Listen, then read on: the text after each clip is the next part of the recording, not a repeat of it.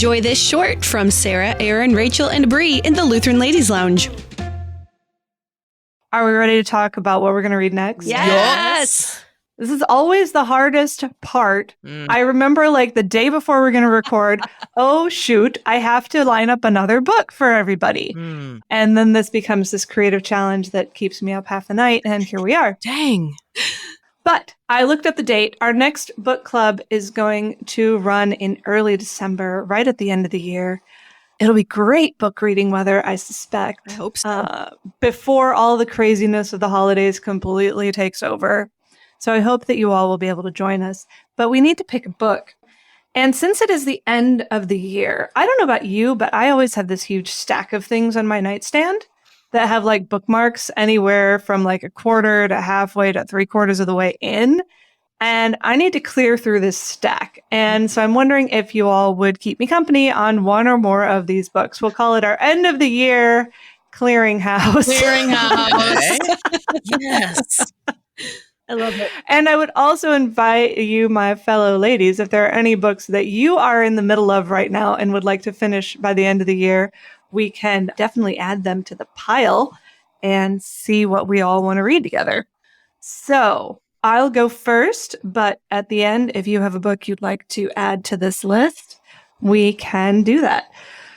The first one that I am the closest to finishing right now is David McCulloch's 1776. What? This Pulitzer Prize-winning book tells the intensely human story of those who marched with General George Washington in the year of the Declaration of Independence, when the whole American cause was riding on their success, without which all hope for independence would have been dashed.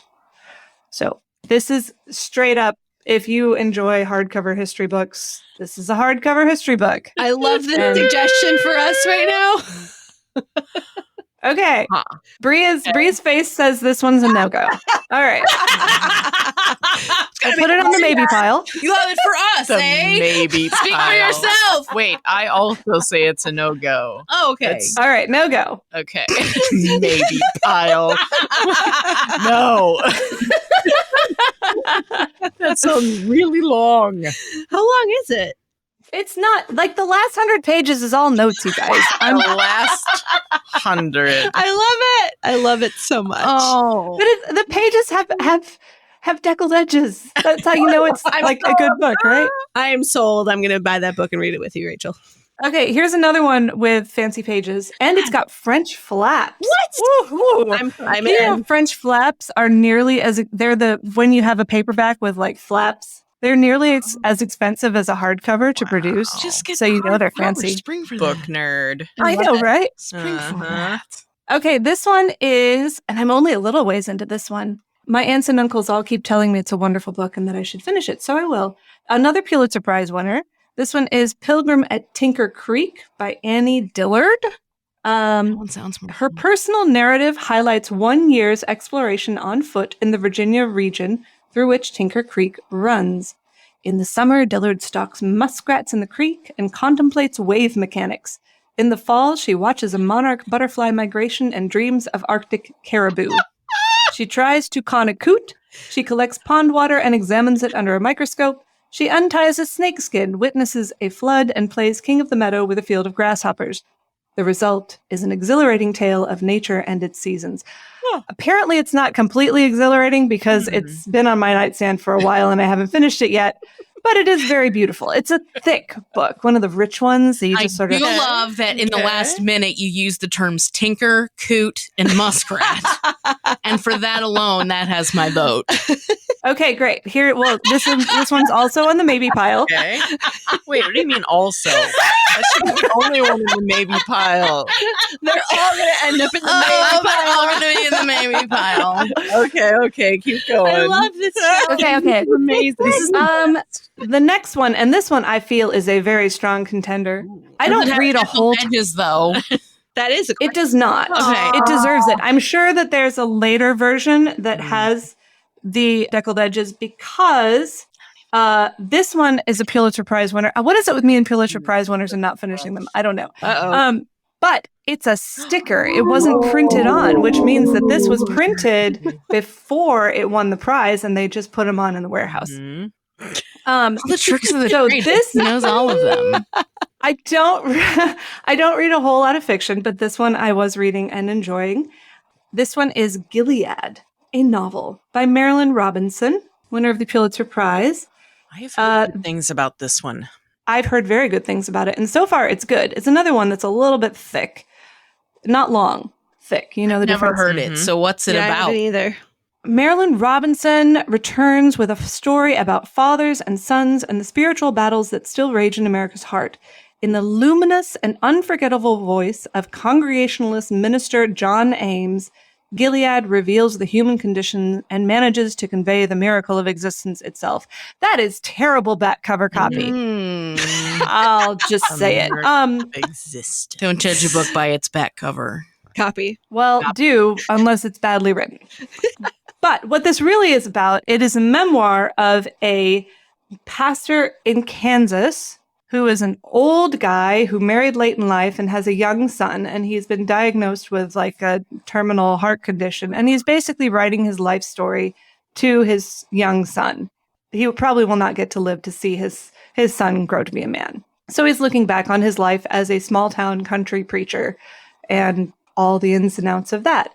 So there's a lot of deep reflection, and it's a beautiful, Robinson develops a beautiful voice for this guy. It's been a lovely, luminous read so far.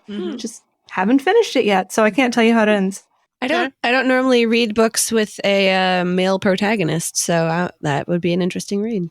The interesting thing is that we often read books by men with a female protagonist, but this one and the next one I'm going to put forward are written by females with a male protagonist. Interesting. Love it. So That's a solid maybe contender. Yes. Okay. Yep, Okay. agreed. Our second. Since we're talking about novels written by women about men, this one, full confession, I haven't started it yet, but I have been so longing to start it. So it's almost as if I've already started it, but I haven't yet. It's the This one, pre-reading section of life. The pre-read. this one is George Eliot by Silas Marner by George Eliot, not the other way around. Oh. Yes. Okay. And it's got a little slip inside. Dear Rachel, this is one of my favorite reads. I hope you enjoy it. Christ keep you, from Katie Schuerman. Oh. So that in itself should make this a strong contender. Okay. But I'll tell you about it. If you ever saw the 90s movie A Simple Twist of Fate with what's his name? Steve Martin. That was based very closely on the plot of this novel. I only know Silas Marner because of Wishbone. There was definitely a Silas Marner episode on Wishbone. Oh, I hated Wishbone. Have we talked about that before? Wishbone! Really hated Wishbone. I don't think I've ever. I loved it! I really hated Wishbone. Dang. Okay, you hated the grandmother. Let me have Wishbone. Okay, that's fair. I hated Wishbone because they always put him in romantic relationships with human actresses, and it creeped me out. See, I was a very small child, and I don't think I even realized that. Oh. Ew. Here's what the back cover says about Silas Marner. Wrongly accused of theft and exiled from a religious community many years before, the embittered weaver Silas Marner lives alone in Raveloe, existing only for work and his precious hoard of money. But when the money is stolen and an orphaned child finds her way into his house, Silas is given the chance to transform his life. So, Okay. It's like the interesting. It basically, I want to read this book because I've heard about it all my life, and Katie Schuerman told me I should read it. All right. Yep. So that one's That seems like another an one. obvious contender. Top of the maybe pile. Obvious. You know what? I'm going to skip this one. It's way too long. What is it? Yeah. Oh, okay. I won't skip it. It's 500 pages long, so not a serious contender, and the font is small. This would be Sir Walter Scott's Ivanhoe. This is a reread for me, which I read when I was a teenager, and I want to see if I still enjoy it as an adult. So far, I am 3 chapters in. To go back to the recording of this and like listen to that like gut reaction from the three. That's hilarious. So if you have the time for 500 pages of small print and the patience for early romantic era prose, romantic not as in like love and romance, but romantic as in like, isn't that mountain sublime? Highfalutin is what I would call that. You know, I'm It's a little bit highfalutin. torn though, because while I often have a lot of reluctance for some of the like great classics, I've also often found that there's a reason why they maintain their status as a great classic. And if I press through initially, it turns out I really enjoy it. Like A Tale of Two Cities. Love that. Once I got into it. But Yeah. anyway. Yeah, I think I give up before I get to that part. Yeah. So for those of you who are unfamiliar with Ivanhoe, this was written in the early 1800s, early 1800s, 19th century, by Sir Walter Scott, who also wrote the famed Waverley novels. And he pretty much single-handedly got Victorian England obsessed with the medieval era again. Because he set his novels there and made it look really idyllic. And so all those Victorian pictures of like ladies in towers and knights and everything and all of that traces back to this. And it really is, it's a fun read. There's some really interesting issues. But again, I'm going to put it with 1776 on the no pile. Yes. Thanks. I might have to read Because it's kind of long.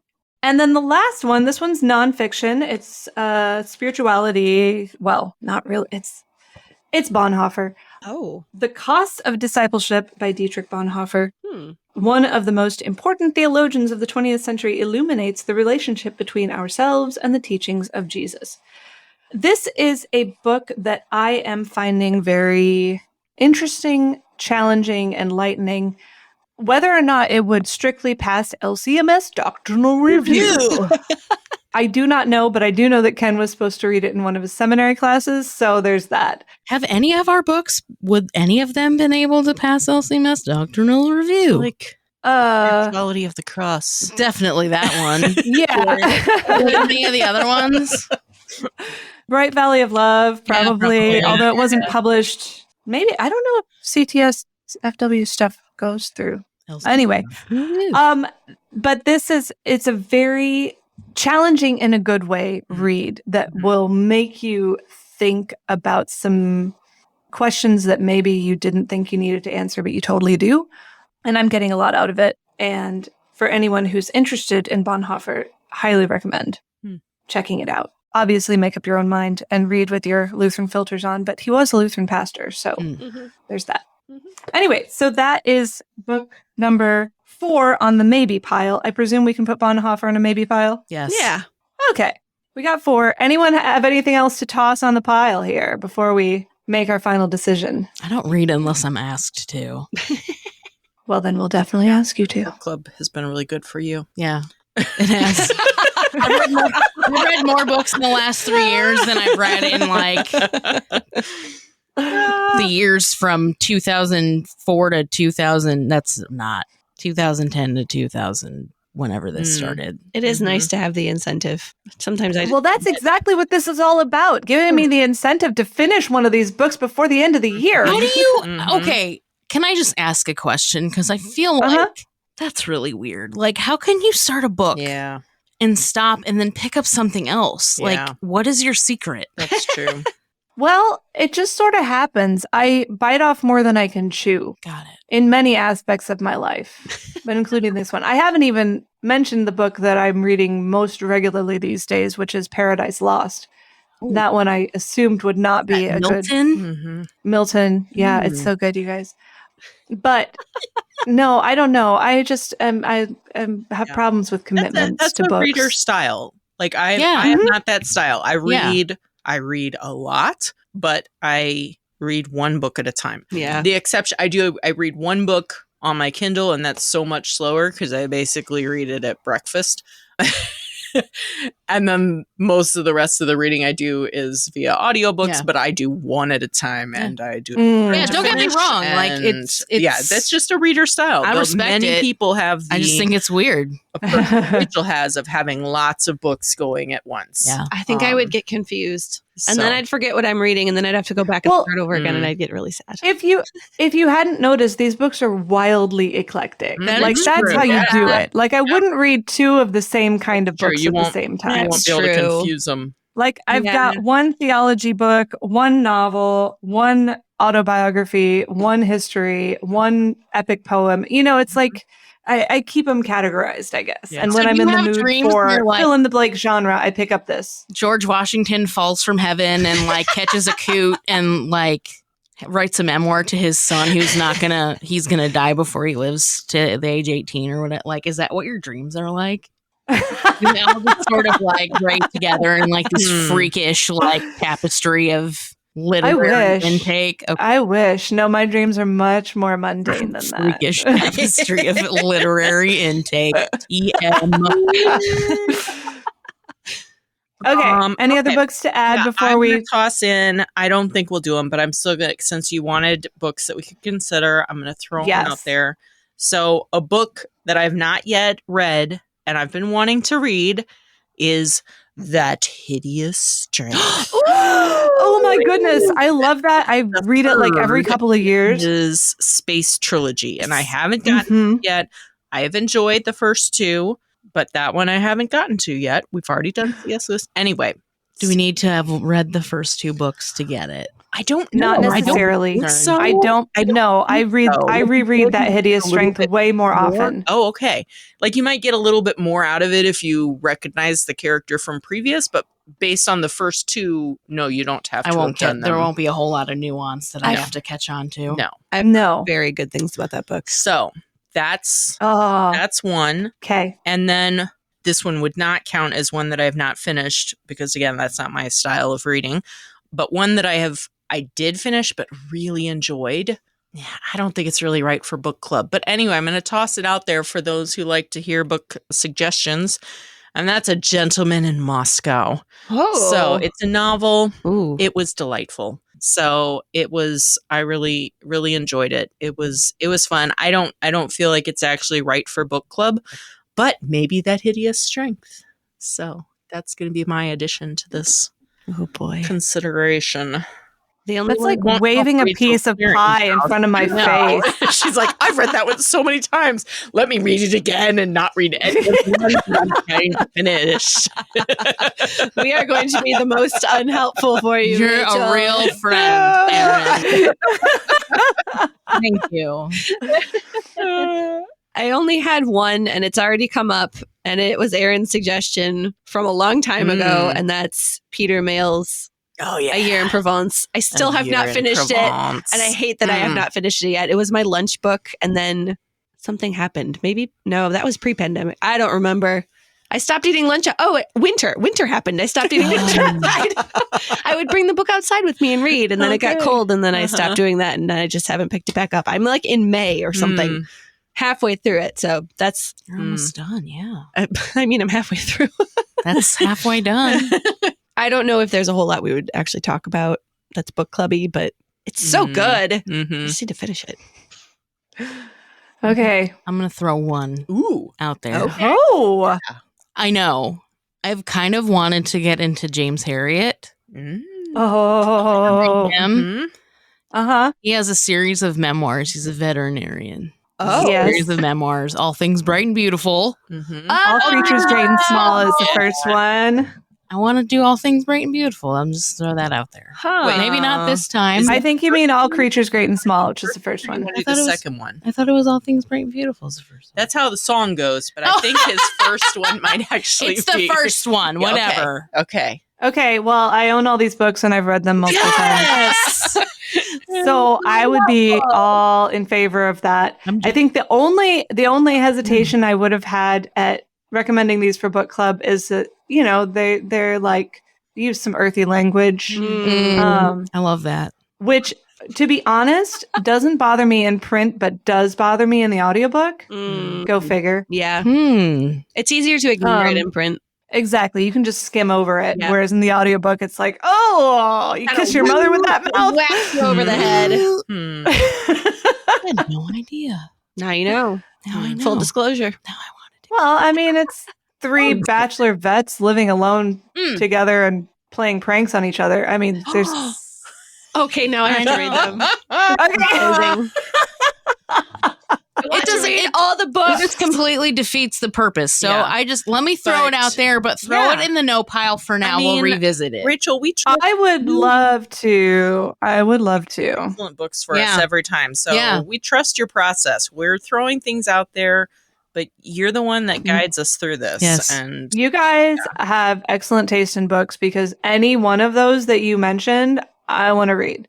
And now I'm thrown into spasms of self-doubt about That's right. Because now I want to start another new book. I think we should pick from the maybe pile just for your sake. Okay. To help but our friend. Anyone listening out there, any of these choices, highly worth checking out.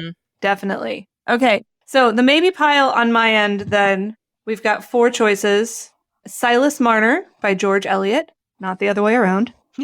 We've got Gilead by Marilynne Robinson. We've got Pilgrim at Tinker Creek by Annie Dillard. I do have Gilead. And we've got The Cost of Discipleship by Dietrich Bonhoeffer. All right. I know what I'm voting for.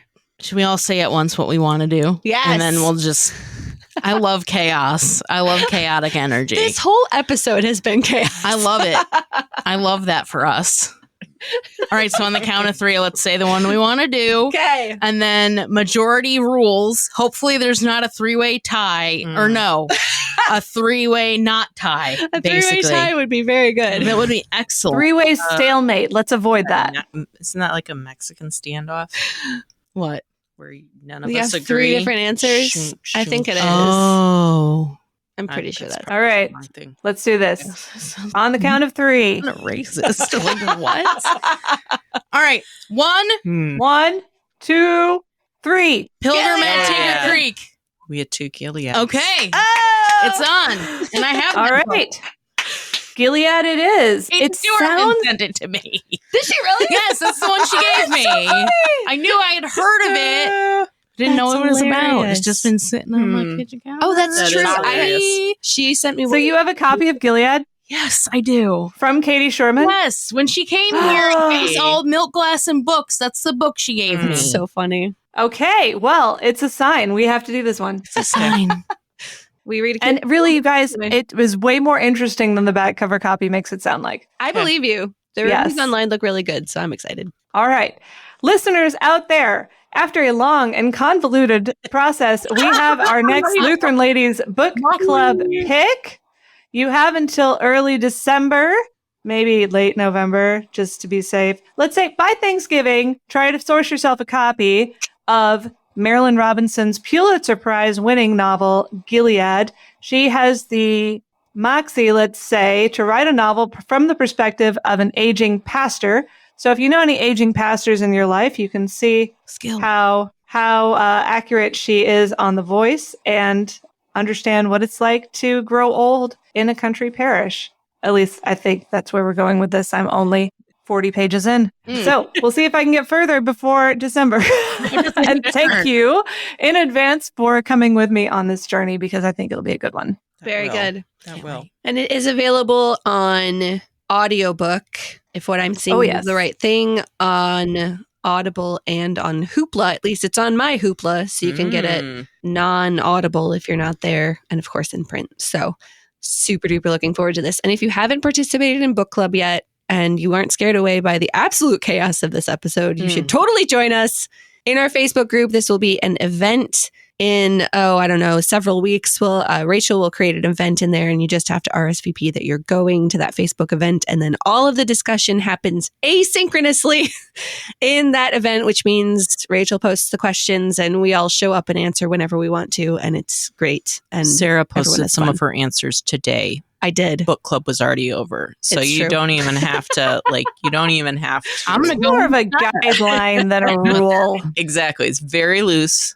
You don't have to, it's not formal. No. Join in. I'm a busy mom. I don't have time to sit online. Listen, I had a thought about former pop in and out, and so should you. And I went in and I'm just kidding. I didn't do that. Oh, that would Imagine what it would be like if I did, because I could. Every once in a while, comments show up from posts from like a year and a half ago. So, so yes, it's. Keep headbutting this microphone with my giant glasses. Okay, you guys, I just found out something that is making me second guess myself, but it shouldn't really, because for some people this will be a huge appeal. Gilead was an Oprah's Book Club pick. So for the first time, the Lutheran Ladies Book Club and Oprah's Book Club agree on a title. Wow. So mark this one down in the calendars. So this one, it's going to cross. Must be good. Yeah, exactly. It's going to cross this is a some lot multiverse of different nonsense. All right. Ooh. I'm loving it. Okay, join us. we're gonna close this out now before it gets more chaotic. Go. Sorry. Join us in our Facebook group for all of our posts, including the Lutheran Ladies Lounge Book Club, which you can still go back and comment on Bright Valley of Love. If you listen to this and then read it and then want to go comment, please do so. We would love to have more comments in that book club. It's under the events tab, past events. You can find it right there, or just like ask an admin and we'll show you where it is. Join us in our Facebook group. You can also follow us on Instagram at Lutheran Ladies Lounge. You can find content there, links to our episodes, all of those things if you're on Instagram. If you aren't on social media at all and you'd like to get Lutheran Ladies Lounge in your inbox, you can sign up for our monthly e-newsletter. You can find out how to do that in the show notes for this episode, or you can send an email to lutheranladies@kfuo.org and we will get you signed up for that e-newsletter. You can find all of our podcasts at kfuo.org/Lutheran Ladies Lounge, or on the KFUO radio app, or on your favorite podcasting app. You're listening to the Lutheran Ladies Lounge podcast. I'm Sarah. I'm Aaron. I'm gonna go catch a coot. And I am Frau Julia's currant bunt cake. With currants she grew herself.